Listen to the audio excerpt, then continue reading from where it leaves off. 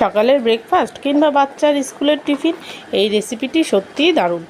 তো দেখুন, ফার্স্টে এক বাটি বিউলির ডাল আর ঘরের রান্না করার চাল এক বাটি দিয়ে আমি রাত্রে ভিজিয়ে রেখেছিলাম।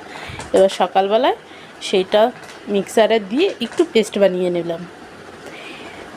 এবার কিছুটা আলু কুচি, পেঁয়াজ কুচি, লঙ্কা কুচি, একটু ক্যাপসিকাম কুচি, একটা টমেটো কুচি সব দিয়ে ভালো করে একটু মিশিয়ে স্বাদ মতো নুন, একটু হলুদ আর একটু জিরের গুঁড়ো দিয়ে সামান্য একটু জল দিয়ে ব্যাটারটা আমি ভালো করে একটু মেখে নেব।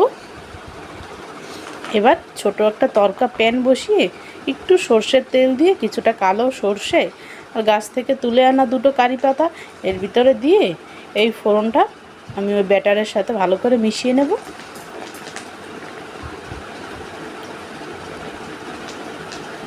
সুন্দর একটা স্মেল বেরোয় এইটার থেকে, এটা দিলে টেস্টটা দ্বিগুণ হয়ে যাবে। দেখুন আমি সুন্দর করে মিশিয়ে নিলাম। এবার ছোট্ট একটা লোহার কড়াই বসিয়ে দিয়ে তার ভিতর সামান্য একটু তেল দিয়ে ওই ব্যাটার থেকে 1 চামচ আমি এর উপরে দিয়ে দেব।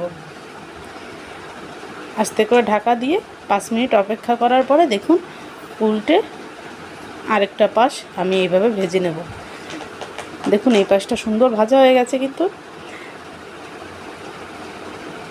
আমার আরেকটা পাশও ভাজা হয়ে গেছে। দেখুন কত সুন্দর লাগছে। তো এইভাবে আমি এই টিফিনটা তৈরি করলাম। আপনাদের কেমন লাগলো অবশ্যই কমেন্টে জানাবেন। নমস্কার।